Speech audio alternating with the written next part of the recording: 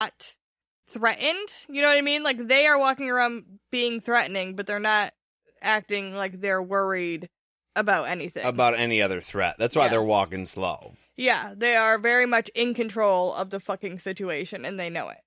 Calm, cool, collected, magazine loaded. So Brogan, he's thinking for a minute about what these guys might be thinking of his men. His men are very polished. They got all the shiny shit, the flashy shit. They look like they have money, even though they're soldiers. And in contrast, the Daharans, they don't have things like that. All their weapons have been proven in battle. That's why they have them. Yeah, they're it's for a not purpose. Because they look cool or whatever. It's like, no, that dude is really good with that thing. And that makes them all the more even formidable. Yeah. Like fucking scary, because you know that they know how to use it. It's not just for flash. Yeah. It's all about the use. This works, so this is how we're going to do it. And we are not worried about doing any of the extra shit on top of that, because this is what we need it for. We are a hammer. Like it. We don't have to be pretty. And to him, you know, all the flashy armor, it could look like he's conceited. Like they all think they're really fancy and stuff. But really, it's just attention to detail. Like, hey, clean your shit. Make sure it looks nice. Which is also another part of being effective and like being prepared for a battle. So it's not necessarily bad, but the Daharans are just like, I don't care if it's dirty or probably bloody. I'm going to keep it because it's sharp. I mean, I do also think that there's a little bit of a fancy man in Brogan. Like, you could say that it's just all about attention to detail and, like, looking sharp on the battlefield, but I feel like you wanted to look a little fancy. But when that sun reflects off your armor just right, ooh. Yeah. Selfie, baby. Yeah. He was like, I put this on in the mirror, and I was like, hell yes. I'm looking good. We're going to go out, battle for a couple hours, and then I'll probably go get a beer. A good beer. Oh, is it time? It is totally time. Fuck yeah. For the beer break. Your battery is running very low. Yes. Yeah, so we better get after this. All right, so today we have a beer that actually we've had before on the show. The reason we're having it today is I don't like to drink it for just any occasion, but we have a few of them left, and we have to make room for more beer that we're bringing in. So it's like, okay, we're making a choice. So today we have KBS Maple Mackinac Fudge. Not Mackinac Fudge. Mackinac. Spelled weird, but I mean, that's just the way it is. Yeah. This is a flavored stout. It's got Mackinac Fudge, coffee, maple syrup, and chocolate aged in oak bourbon barrels. It is fucking good. And what's more is it actually tastes like fudge you can get from Mackinac Island. Yeah. Where we went just last year, and it was fantastic. So we saw this in the store, and it was an absolute must-buy, and I'm glad we did. Yes. It just, like, melts on your tongue, even though it's liquid, so it can't really melt on your tongue, but it's really good. So I like it. So if you guys can find some of this, or if you are lucky enough to find yourself at Mackinac Island, you should get some. Actually, you can get it in Grand Rapids, because you can get it at Founders Brewing. That's who makes it. But yeah, definitely, if you find it, try it. You will like it. I promise. We'll be back right after this.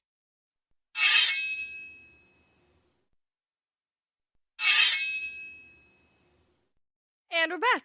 So, Brogan is sitting there thinking about how, where they are from, if anybody saw the red capes on their backs, they would fucking hightail it out of there. They are renowned for being assholes, apparently. It's like not even battle-hardened warriors. He's like, no, these guys are real dicks. Yeah, they're scary. They're gonna kill people, I guess. It's like that one movie, Let's Go to Prison, where he's like, hey, don't let him fool you. Underneath all those white power and Nazi tattoos, he's a real prick. So apparently, on their way here to Aydindril, they had run into some of the Order, and he had left some of his men with them to help in the taking of Gallia. This brought up a couple questions for me as far as, like, timeline-wise, because... Okay, hear me out. By the time that the Order had finished sacking Gallia, Zed and Addie were going over the mountains to Nica Barisi, right? these guys just arrived in Aydindril now. And that means that the Order's army had gone and sacked Gallia, and Zed and Addie had made their entire trip and got to Aydindril, and it's been 3 weeks-ish since these people, and maybe it's just because they're a larger force, like it's supposed to be like an army, maybe it just took them that long to fucking walk there, but it took them a long-ass time. Yeah, well, I mean, he's got 500 men with him, right? That were minorly split up, but he has a whole entire force with him. So he has an army with him, traveling with him, and it takes a long time. Plus, our characters were in a hurry to get the places they were going. This guy might not have been. Like, he's That's out true. hunting witches and shit, so he might, hold up in a camp for a long time, or any given town, and, like, clean up all the magic users before or after the Order arrives there. Or just clean their armor, I guess, because they're very intent on making it shiny. Because they're really good at it, yeah. Okay, that makes sense. That's all. I was just like, wait, you saw them before they did that thing? Because we had a whole ass fucking book after that, and you were still walking. Like a slow walking serial killer. They're coming. They will find you. They're just going to go slow. So you can wait a day or two, but then you're going to have to move. And bitches always be tripping, so they know that they're gonna make it. Okay, so Brogan believes that Darkenrald may have been able to take over all of the Midlands if he hadn't been so focused on the whole fucking magic part of it. Now, he's dead, killed by a pretender to the throne. Apparently that's what's being told to everybody. And the Order is upon the world, and it's gonna expend that magic, so it's gonna be great. Brogan is super happy. He's like, in the best place in the world. He's like, I was born in this time to be a part of history. Thank the fucking creator. This is my jam. This is my moment. This is my moment. Oh gosh. Yeah. That's exactly what it is. Yeah. He's Gallivant. Yeah. Shiny armor and all. Yep.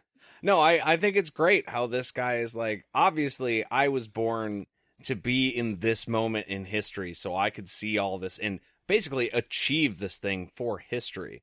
Whereas he's calling Richard the pretender to the throne. He's like, no, it's not about the main character of the entire book series. No. It's about me. Yeah. So in 2 ways we can be like, wrong. And fake news. Actually, you know what? He's not wrong, Nate, because the creator came to him in his dreams recently. Oh shit. And told him he's doing a super duper great job and he needs to keep it up.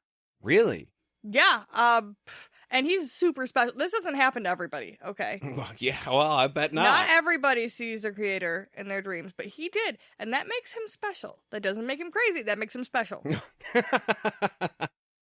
What did the creator say to you? I'm not crazy. We didn't say you were. Oh yeah. Shit. But he doesn't want to make everybody jealous, so he doesn't tell anybody. Yeah. He keeps it to himself. We say that at work too, because we move a lot of heavy shit with like, I have a 10,000 pound high-low. And so when we move some of these things, a guy will come up to the side of you and be like, oh, I would have grabbed that, but I didn't want to make all the new guys cry or like show off. It's like, yeah, sure. Yeah. So the Nicobarese Palace is just as opulent as the rest. It disgusts Brogan. You're talking about in King's Row. Yes.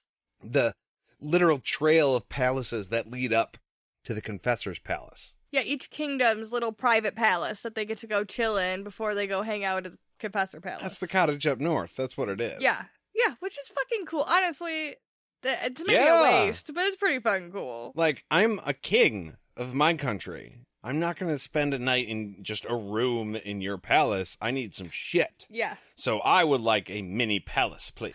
And it was also built with, like, very rare marble from Nicobarese. So it was, like, super, like, unique. Like, their people, their materials. Fucking cool. Yeah. Okay. Now, also, I don't know. It's been kind of, like, dropping hints here and there. And I kind of assumed, I feel like most people kind of assumed that they are from Nicobarese, okay? Mm-hmm. But here's where you officially find that out for sure. And we know some stuff about Nicobarese. Mm-hmm. So, Because of flags, Addie. yes, red flags should be starting to raise. If you haven't already gotten to the place yet, you should be starting to be like, huh? You're putting some things together. Yeah. He sent his men up the stairs of the palace on their horses like a dick. Like, that's not proper. I'm sorry.